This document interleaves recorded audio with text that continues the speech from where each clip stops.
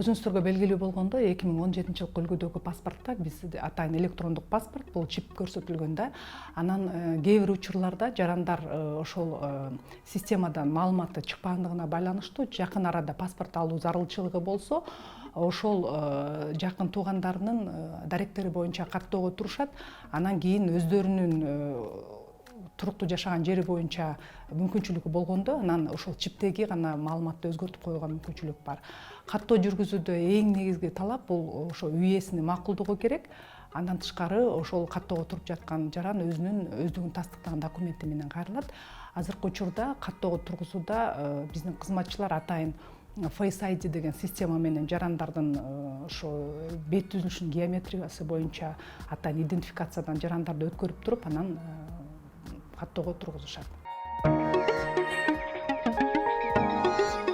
Бул учурда эң биринчиден паспорт стол бөлүмү эмес, жарандык абалдын актылары деп коебуз. Бул негизи бир эле бөлүм, бирок ошол эле учурда бир аз негизи жаран туулганда берилүүчү эң биринчи документ катары бул күбөлүк болгондугуна байланыштуу талап кылынчу документ бул туулгандыгы тууралуу күбөлүк.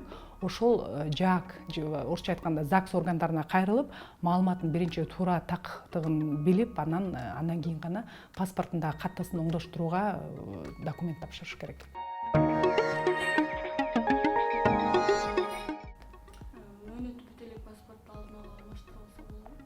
Мөөнөтү бүтө элек болсо, бул кандайдыр бир мотив пайда болушу мүмкүн. Эгерде жаран турмушка чыгып же үйлөнүп жатса, бул жерде анын үй бүлөлүк статусу өзгөрөт. Ошого байланыштуу кайрылса болот. Андан тышкары кандайдыр бир механикалык бузуу болсо, документ сындырып алышса же кандайдыр бир сүрөт тартылып, кандайдыр бир повреждение деп коебуз го, бузуу болсо, ошол мотивти алмаштыруу үчүн кайрылса болот. Жалпы жарандык паспорт азыркы учурда жаш балдарга берилет, ошондой эле чоң адамдарга да, жаш курактагы адамдарга берилет.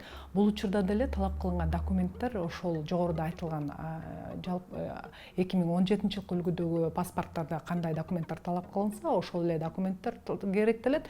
Бирок андан тышкары жаш балдарды документтештирүүдө сөзсүз түрдө үй бүлө кодексинин негизинде атасынын жана энесинин балага документ берүү боюнча макулдугу талап кылынат.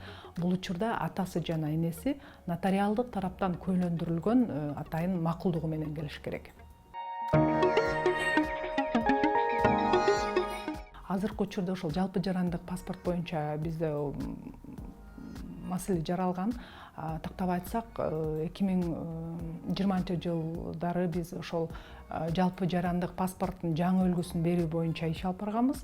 Учурда биз ошол жаңы үлгүдөгү жарандардын биометрикалык паспортун берүүнүн алдындабыз. Бирок азыр техникалык себептерге байланыштуу ошол бир аз мөөнөтүнөн кечигип жатабыз да.